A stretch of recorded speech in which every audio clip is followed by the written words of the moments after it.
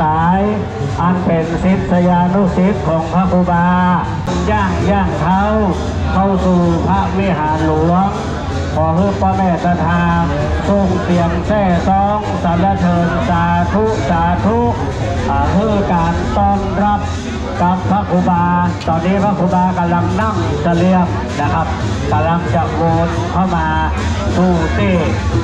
วิหารหลวงของวัดกู่เต้าบัดนี้จากนี้แล้วหลังจากนี้ก็จะเป็นการกระทำพิธีอันเป็นสิริมงคลใหญ่หลวงกับพระครูบานั่นคือพิธีอายุวัฒนมงคลต่อพระครูบาจากด้านหลังสี